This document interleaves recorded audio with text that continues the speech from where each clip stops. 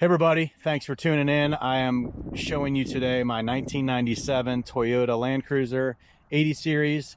If you're watching this video, you are probably obsessed with 80 Series like myself and have one, or you are actually in the market for one. So my goal is really just to show how I purchased this vehicle, some of the challenges and struggles that come with it, but also just the fun and the modifications that can be done. So thanks for tuning in.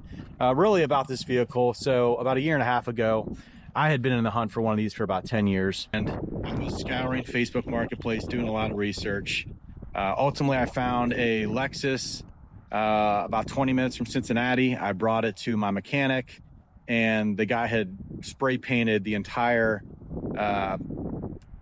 frame with black paint. My mechanic said that was the best decision you could have done, is brought that in for me to look at. He was literally poking holes through the bottom of the frame. So here's the guy that was trying to sell me the car. Actually, that's not the guy, but you get the point. Do a pre-purchase inspection. That is one of my biggest suggestions when buying one of these. You never know how these have been abused in the past. They're obviously very old vehicles, and so it all comes down to prior maintenance and just the upkeep of these vehicles.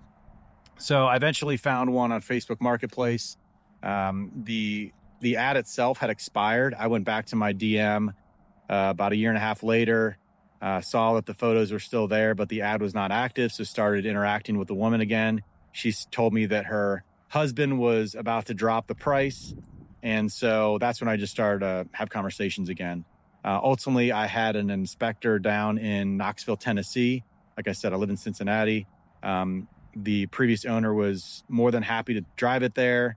I talked to the mechanic for about an hour after he had a chance to look at it, went through all the different, maintenance things that I'd seen online that could go wrong. He said this was a really good, sound vehicle. It came with 196,000 miles, and he changed the oil, a couple other just fluids he had to update, but overall, he's like, yeah, I don't see any issues with it. So that gave me a lot of peace of mind. And then ultimately, I rented this truck. I drove it down to Knoxville, Tennessee by myself. I was going to look at the car, hopefully buy it, and then haul it back on a trailer that I would rent from U-Haul. Long story short, U-Haul's system was completely down.